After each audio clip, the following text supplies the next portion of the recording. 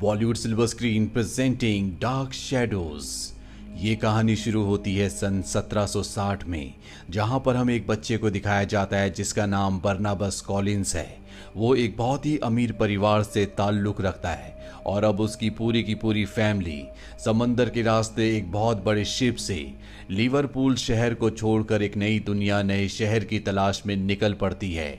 और बहुत जल्दी ये एक पोर्ट पर पहुंच जाते हैं जहां पर ये अपनी नई दुनिया, नए शहर को बसाते हैं और इस शहर का नाम रखा जाता है कॉलिंस पोर्ट। इस शहर में वो अपना एक बहुत बड़ा मेंशन भी बनवाते हैं जिसका नाम रखा जाता है कॉलिनवुड मेंशन। इसी तरह से वक्त बीता और 15 साल बीत जाते हैं और अब बर्नाबस बड़ा हो चुका है। उसी के घर में काम करने वाली एक लड़की जिसका नाम एंजेलिक है, जो बर्नाबस से प्यार करती है। वो चाहती है कि बर्नाबस सबके सामने उसे अपना ले, पर वो उसे मना कर देता है और इस बात से एंजेलिक को बहुत गुस्सा आता है। दरअसल ये एक विच होती है और अपने काले जादू से एंजेलिक बर्नाबस के माता पिता को मार देती है। साथ ही उसे कर्स भी करती है कि जिससे भी वो प्यार करेगा वो मर जाएगा। अब बर्नाबस को पूरा यकीन होता है कि उसके माता पिता की जो मृत्यु हुई थी वो कोई हादसा नहीं था, बल्कि एंजेलिक ने अपने काले जादू से उन्हें मारा है।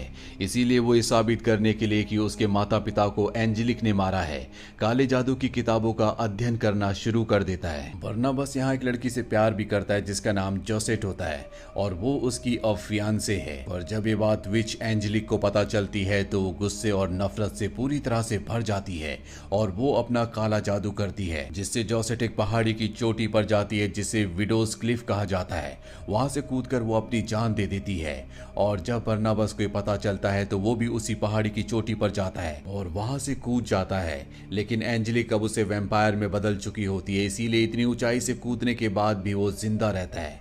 वो वापस अपने मेंशन में आ जाता है, जिसके बाद एंजेलिक गांव वालों को लेकर वहां पहुंच जाती है और सबको बताती है कि बर्नाबस कोई इंसान नहीं है बल्कि वो एक वैम्पायर है। इसीलिए बर्नाबस को एक ताबूत के अंदर बंद करके उसे चेन से बांधकर जमीन के अंदर गाड़ दिया जाता है।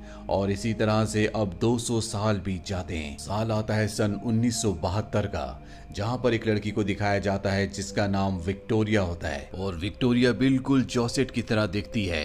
दरअसल विक्टोरिया कॉलिनवुड आई है। यहाँ पर उसे एक जॉब ऑफर की गई है जो कि गवर्नेंस की है। यहाँ पर उसकी मुलाकात सबसे पहले एक लड़की से होती है जिसका नाम एलिजाबेथ है। एलिजाबेथ भी कॉलिन फैमिली से बिलोंग करती है, जिसने विक्टोरिया को यहाँ पर अपने भाई के बेटे की देखभाल करने के लिए बुलाया है।